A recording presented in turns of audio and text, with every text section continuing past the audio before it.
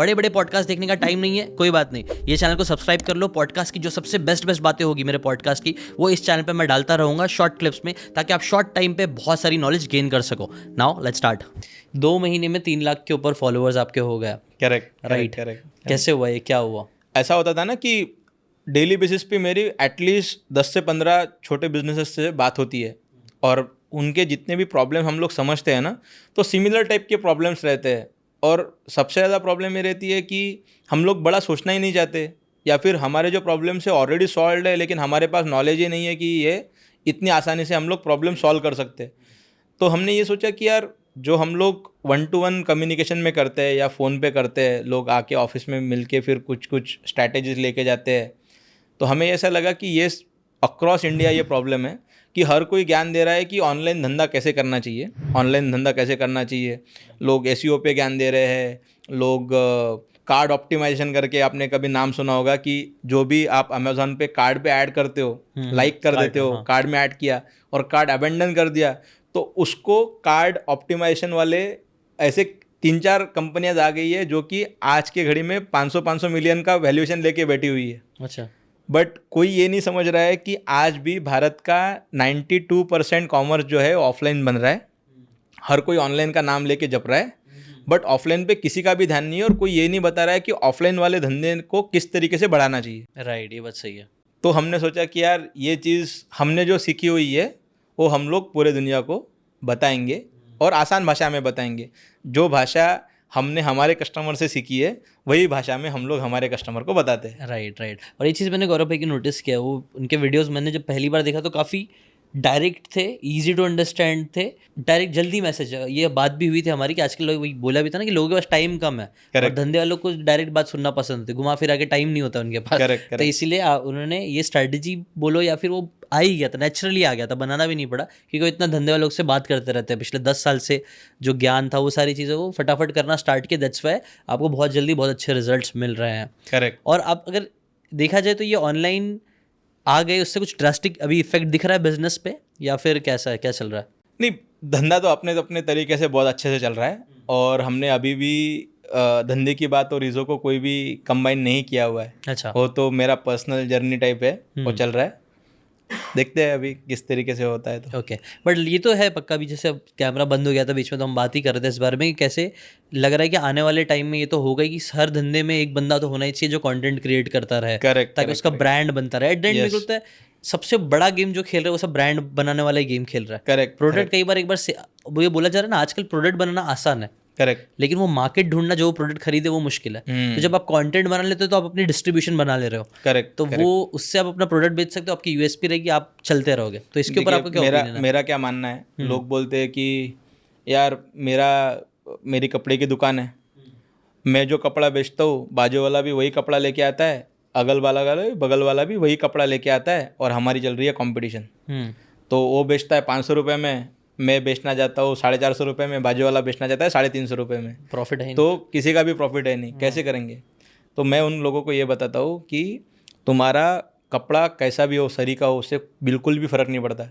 फ़र्क इससे पड़ता है कि तुम आगे वाले को एक्सपीरियंस क्या दे रहे हो। आप छोटा सा एग्जांपल दे देता हूँ मैं आपको। नागपुर का डॉली चाय वाला पता होगा? हाँ, बस बहुत फेमस है, फेमस है, बट वो चाय सरी की देता है, ऐसा तो कुछ नहीं है कि उसमें सोना चांदी डाल के देता है, बट उसका चाय पिलाने का तरीका अलग है। तो तुम्हारा अगर तरीका अलग रहेगा ना, तो तुम अपने सेल्स को आगे बढ़ा सकते हो। तो मान के चलते मैं भी अगर शर्ट बेच रहा हूँ, टी शर्ट बेच रहा हूँ, आगे वाला बाजू वाला भी शर्ट, तो मैं किस तरीके से मेरे कस्टमर से बात करूँगा, किस तरीके से उसको एनवायरनमेंट दूंगा, मेरी लाइटिंग कैसी रहेगी दुकान की, और मेरे बोलने का तरीका कैसे रहेगा। जैसे विवेकानंद बोलते हैं कि जितने लोग उतने धर्म, मैं ये बोलता हूँ जितने लोग उतना मार्केटिंग टेक्निक। मेरा बोलने का तरीका अलग है, आपका बोलने का तरीका अलग है, मेरा किसी को पसंद आएगा, आपका किसी को पसंद आएगा। तो आपका टेक्निक ढूंढो, आपका मार्केटिंग का नीश ढूंढो। आपने बहुत फेमस एक लेडी है दिल्ली की, उनका बहुत फेमस हुआ था, दीपिका पादुकोण ने भी उनका एक गाना किया था, so beautiful, so elegant, just looking like a wow. तो ये क्या है, ये उनकी मार्केटिंग की टेक्निक है। क्या कर रहे हैं वो, भी तो खुद का मार्केटिंग नहीं है उनका, खुद का कोई भी प्रोडक्ट नहीं है उनका, वो मार्केट से लाते हैं। अब जिस मैन्युफैक्चरर से ला ले वहाँ से 100 लोग भी खरीद रहे हैं, बट ये मैडम एक दिन में 100 सूट बेच देती है, ऑनलाइन बेच देती है, ऑनलाइन ऑफलाइन दोनों भी करती है वो। बट उनका कैसे होता है कि जो मार्केटिंग है वो ऑनलाइन हो जाती है और ट्रांजैक्शन ऑफलाइन हो जाता है। उसी तरीके से हर धंधे को करना पड़ेगा। जिस तरीके से तुम अपने धंधे में ये बोलते हो कि मेरा अकाउंटिंग ठीक होना चाहिए, मेरा जीएसटी ठीक होना चाहिए, उसके लिए तुम 15-20 हज़ार रुपये का एक अकाउंटेंट रखते हो, सेल्स करने के लिए सेल्स वाला रखते हो, अगर तुम्हारा रेस्टोरेंट है तो रेस्टोरेंट में वेटर रखते हो। उसी तरीके से हर बंदे को अपने दुकान में, अपने शॉप में, अपने धंधे में एक कंटेंट वाला रखना ही पड़ेगा। क्योंकि जब तक तुम कंटेंट नहीं बनाओगे ना, आजकल बड़े बड़े बिलबोर्ड बना के कुछ नहीं होने वाला। तुम कितना भी बड़ा बिलबोर्ड लगा दो, वो रहेगा ऊपर और पूरी दुनिया नीचे ऐसे मोबाइल में देख रही है। तो तुम्हारा कंटेंट मोबाइल में जाना चाहिए। तुम मतलब टिपिकली क्या होता है, आप किसी भी छोटे धंधे वाले को अगर पूछोगे ना, मैं उनको पूछता हूँ कि तुम्हारा रेवेन्यू कितना है महीने का, तो किसी ने बोला 5 लाख रुपए। तुम मार्केटिंग पे कितना पैसा खर्च करते हो, तो बोले हमने दिवाली में किया था, हमने दशहरे पे टाइम पे किया था, न्यू ईयर के टाइम पे किया था। क्या किया था, एक तो बड़ा होल्डर लगा दिया था, हैप्पी दिवाली वाला। फिर बोला था कि हमारे पास 10% 20% ऑफ है, उसके पम्पलेट बांट दिए थे। ऐसा करके नहीं होता। अगर तुमको रोज़ अगर नए कस्टमर चाहिए, अगर तुम्हारा धंधा अगर तुम्हें रोज़ बढ़ाना है, तो तुम्हें साल में 1 बार 2 बार मार्केटिंग नहीं करनी पड़ेगी, तुमको रोज़ मार्केटिंग करनी पड़ेगी। रोज़ मार्केटिंग कैसे करनी है, एकदम ही आसान है। तुम्हारे धंधे में जो भी चल रहा है ना, वो तुम किसी भी एक 18 साल के बच्चे को पकड़ो जिसको मोबाइल ढंग से चलाना आता है, उसको बताओ, बोलना ये मेरा शूट कर ले, उसमें अच्छा सा एडिटिंग कर, अच्छा गाना डाल, अच्छे रिव्यूज़ डाल मेरे कस्टमर के। मेरा कस्टमर जब खुश हो रहा है उसका दिखा दे कि कैसा खुश हुआ। आपके पास जो भी आइटम रहेगा उसका टेस्टिमोनियल डाल दे, तुम्हारा काम बन जाएगा। राइट। हमने क्या किया था अभी, हमने जब ये प्रॉब्लम आइडेंटिफाई किया कि लोगों को गूगल मैप्स पे रिव्यू लेने के लिए दिक्कत आती है, और आप अगर यकीन नहीं मानोगे, गूगल मैप्स पे रिव्यू लेने के लिए जो NFC कार्ड आते हैं वो मार्केट में 1200 रुपये की बिकते हैं। अब हमने पकड़ लिया है वो कि हम लोग उसको फ्री में बांटेंगे। जो भी धंधा मिलेगा उसको, अगर तुम्हारा धंधा बढ़ाने का है तो आप हमारे पास आ जाओ, हम आपको गूगल मैप्स का NFC कार्ड दे देंगे। आप ऐसा मोबाइल उठाओ, अपने कार्ड पे रखो, ऑटोमेटिकली गूगल मैप्स पे लिंक आ जाएगी और आप आसानी से कस्टमर से रिव्यू ले सकते हो।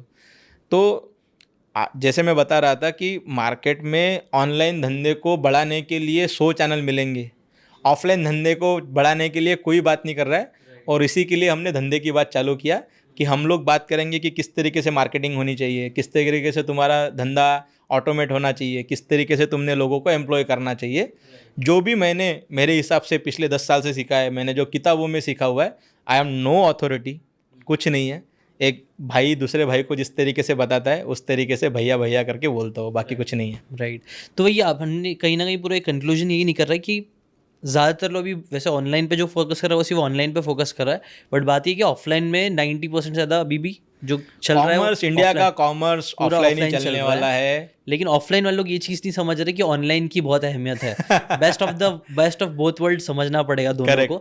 ऑनलाइन वालों को ऑफलाइन की और इज्जत करनी चाहिए और ऑफलाइन को और ऑनलाइन आके अपने आप को मार्केट करना चाहिए। करेक्ट। मैं आपको थोड़ा सा बता देता हूँ इसमें होता क्या है। ऑनलाइन में घुसना बहुत आसान है, 100 लोग घुस जाते हैं, but end of the day वहाँ पे मतलब वहाँ के जंगल का कानून ये है कि जो बड़ा मछली है वो छोटे मछली को खा लेगा और वो तुरंत खा लेगा।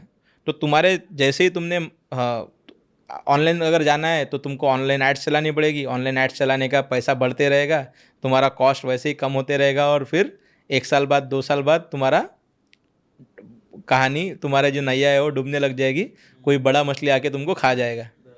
ऑफलाइन में ऐसा नहीं होता। ऑफलाइन का जंगल का राज अलग है, तू भी जी मैं भी जीता हूँ। तो तुम्हारा अगर ऑफलाइन का धंधा है तो तुम शांति से सस्टेन कर सकते हो। ऑनलाइन जैसा ग्रोथ मिलेगा क्या ऑफलाइन में? 100% नहीं मिलेगा। बट अगर तुम्हें सस्टेनेबल बिजनेस करना है, तुम्हें अगर ऐसा नहीं है कि मैं अगर कॉलेज से बाहर निकला और तुरंत मुझे 100 करोड़ की कंपनी खड़ा करनी है 2 साल में, तो नहीं होने वाला। Offline is a very slow journey, but it is a definite journey. अगर ढंग से करोगे तो तुम्हारा धंधा बनेगा जरूर। सो इन्वेस्टमेंट की भाषा में थोड़ा गोल्ड जैसा बोल सकते, प्रेशियस मेटल जैसा बोल सकते हैं। हाँ। बहुत ज्यादा प्रॉफिट सडनली नहीं मिलेगा, Yes. बट धीरे धीरे कुछ साल बाद देखोगे तो उसका प्राइस बढ़ता है, प्राइस बढ़ता जाएगा, प्राइस बढ़ता एनालॉजी दे रहा हूँ काइंड ऑफ। हाँ। बट ये भी है, सही है मेरे हिसाब से, इन चीज़ों पे भी फोकस करना चाहिए। मैं तो काफ़ी इंटरेस्ट ले रहा था ये सब चीज़ों में। ऑनलाइन बहुत अच्छी जगह है, लेकिन आपका ऑफलाइन भी अगर कुछ अच्छा ऑनलाइन देखिए क्या है, ऑनलाइन की अपनी एक खुद की अहमियत है, वो बहुत अच्छी चीज़ है एग्जैक्टली स्केलेबिलिटी के लिए, स्केलेबिलिटी के लिए। लेकिन ऐसा है कि इंडिया में अगर आप देखोगे ना, इंडिया में पूजा वाला कल्चर है। पूजा वाला कल्चर मतलब क्या होता है कि सचिन तेंदुलकर बन गया है तो हर किसी को सचिन तेंदुलकर ही बनना है। बट पिछले 30 साल से बता दो मुझे कि कितने सचिन तेंदुलकर बने, नहीं बने। कितने लता मंगेशकर बने, नहीं बने। तो आप ये जो पूजा वाला जो कल्चर है ना, कि जो दिखता है, जो एकदम टॉप पे, हर किसी को टॉप पे जाना है, हर कोई माउंट एवरेस्ट पे खड़ा रह के, पूरी इंडिया माउंट एवरेस्ट पे एक साथ खड़ी नहीं रह सकती, ये अपने को समझना पड़ेगा। तुम में अगर तुम ये समझो कि मुझे प्रोग्रेस करनी है, अगर तुम में क्षमता है तो ऑटोमेटिकली तुम ऊपर चले जाओगे, उसमें सोचने में कुछ बुराई नहीं है। लेकिन तुम्हें स्टार्ट तो जीरो से ही करना पड़ेगा ना। तो तुम ये समझो कि अगर मुझे कपड़े का धंधा चालू करना है, मुझे अगर रेस्टोरेंट का धंधा चालू करना है, तो तुम ऑफलाइन चालू करो पहले, जहाँ पे थोड़े से पैसे लगा दो। मान के चलते हैं कि आपको अगर कपड़े का धंधा चालू करने का है, आप ये सोचोगे कि मुझे वेबसाइट बना के ही बेचना है, तो वेबसाइट बनाने के बेचने के लिए क्या पापड़ बेलने पड़ते हैं, किसी भी ऑनलाइन वाले को जाके पूछ लो। बट मैं आपको बता देता हूँ, जैसे मैंने छोटा सा एक मैगजीन बेचना चालू किया था, वैसे ही आप कपड़े दादर मार्केट पे खड़े रहो, दादर के प्लेटफॉर्म पे खड़े रहो, एक दिन में 100 टी शर्ट तुम्हारी बिक जाएगी। वहाँ से तुम स्टार्ट कर सकते हो। हर कोई सचिन तेंदुलकर नहीं बन सकता। तो इसके लिए मुझे ऐसा लगता है कि India needs more large number of entrepreneurs at bottom of the pyramid. जो नीचे वाले लोग हैं ना, उनमें अगर वेल्थ जानी है तो वहाँ पे एंटरप्रेन्योरशिप क्रिएट करनी पड़ेगी, वहाँ से ही पूरा का पूरा इंडिया ऊपर उठेगा। उसके ऊपर ही पूरी बिल्डिंग बनेगी, आप बोल सकते हो पिलर है वो, उसके ऊपर एक बड़ा बिल्डिंग क्रिएट हो सकता है। It's very interesting. अगर आपको ये बातें काम की लगी होगी तो do check out the full podcast यार, जाके देखो, डिटेल में चीज़ों को समझो, तब ज़्यादा अच्छे से समझ में आएगा, ज़्यादा अच्छे से आप अपनी ज़िंदगी में चीज़ें अप्लाई कर पाओगे। Thanks so much and subscribe this channel.